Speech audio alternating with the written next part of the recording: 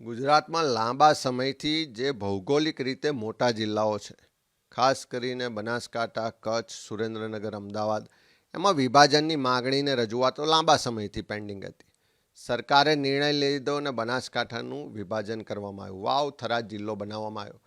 પણ જે રીતે સરકારે કોઈપણ સાથે પરામર્શ કર્યા સિવાય, કોઈનો પણ અભિપ્રાય લીધા સિવાય, ચૂંટાયેલા પ્રતિનિધિઓને પણ પૂછવામાં નથી આવ્યું, ત્યાંની સામાજિક રાજકીય જે સંસ્થાઓ છે એને પણ પૂછવામાં નથી આવ્યું, કે સામાન્ય ત્યાંના જે લોકો છે એને પણ પૂછવામાં નથી આવ્યું. અને ભૌગોલિકતા જોયા સિવાય ફક્ત રાજકીય એજન્ડાઓને ધ્યાનમાં રાખીને જિલ્લાનું જે રીતે વિભાજન થયું છે એનો વિરોધ થઈ રહ્યો છે.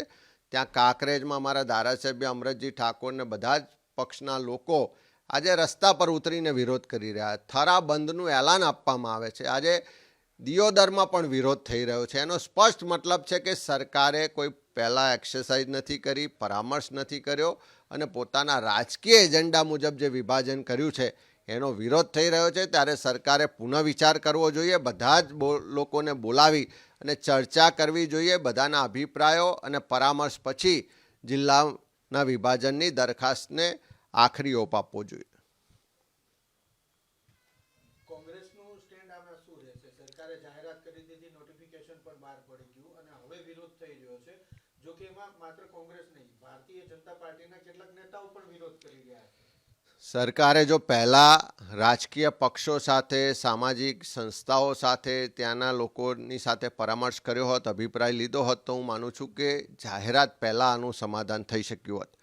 પણ કોઈની સાથે પરામર્શ ના કર્યો, કોઈનો પણ અભિપ્રાય ના લીધો અને સીધી જાહેરાત કરી. એના કારણે આજે વિરોધ થઈ રહ્યો છે. સરકાર પાસે પૂરી સત્તા છે પુનઃવિચાર કરવાની.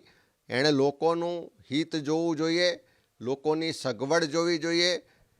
ભૌગોલિક રીતે જે કાંકરેજને દિયોદર વિસ્તાર છે એને જૂના બનાસકાંઠા જિલ્લામાં પાલનપુર જે હેડક્વાર્ટર્સ છે ત્યાં સાથે જોડેલા રહે તો વધારે લોકોને અનુકૂળતા છે. તો એ મુજબ સરકારે પરામર્શ કરી, વિચાર કરી અને પુનઃ આના માટે વિચાર કરવો જોઈએ. કાંકરેજ તાલુકો ભૌગોલિક રીતે, સામાજિક રીતે બનાસકાંઠા પાલનપુરને સાથે જોડાયેલો છે અને તાલુકાના પ્રજા લોકોમાં થરાદ ઘણું દૂર પડે એટલે એમાં જોડાવા માટે રાજી નથી. અને હું કાંકરેજની પ્રજા સાથે છું.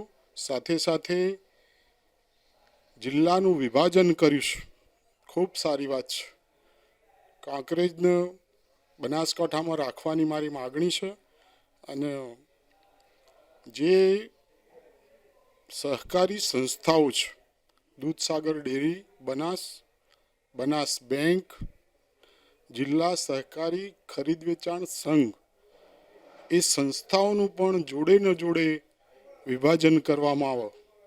કારણ કે મહેસાણા અને પાટણ વર્ષોથી જિલ્લા બન્યા છે, પણ આજ સુધી એ દૂધ સંઘોનું કે ડિસ્ટ્રિક્ટ બેંકનું જે વિભાજન કર્યું નથી. તો આ જે જિલ્લો જુદો પાડ્યો છે એના સાથે આ સંસ્થાઓનું પણ વિભાજન કરવામાં આવે.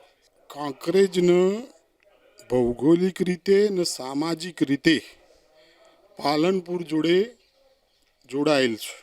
સામાજિક હોય અને લંબાઈની દૃષ્ટિએ પણ થરાદ 90 કિલોમીટર થાય છે અને કાંકરેજ નજીકમાં જોડાય છે. સરકારને જો અનુકૂળતા ના હોય તો કાંકરેજની પ્રજા પાટણમાં જોડાવા માગે છે, તો પાટણ જોડે સરકાર જોડે તો પ્રજા ખુશ છે. અત્યારે બંધનું એલાન આપ્યું છે. અમે 1-2 દિવસના જ અમારા વિરોધ પક્ષના નેતા સાથે ચર્ચા વિચારણા કરી રાજ્યના મુખ્યમંત્રીને આ બાબતથી જાણ કરીશું. લેખિત રજૂઆત કરીશું કે કાંકરેજને બનાસકાંઠા જિલ્લામાં સમાવેશ કરવામાં આવે.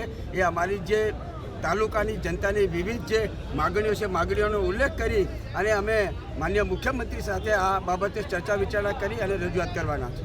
1-2 દિવસના જ અમારા વિરોધ પક્ષના નેતા સાથે ચર્ચા વિચારણા કરી રાજ્યના મુખ્યમંત્રીને આ બાબતથી જાણ કરીશું. લેખિત રજૂઆત કરીશું કે કાંકરેજને બનાસકાંઠા જિલ્લામાં સમાવેશ કરવામાં આવે. એ અમારી જે તાલુકાની જનતાની વિવિધ જે માગણીઓ છે માગણીઓનો ઉલ્લેખ કરી અને અમે માનનીય મુખ્યમંત્રી સાથે આ બાબતે ચર્ચા વિચારણા કરી અને રજૂઆત કરવાના છે.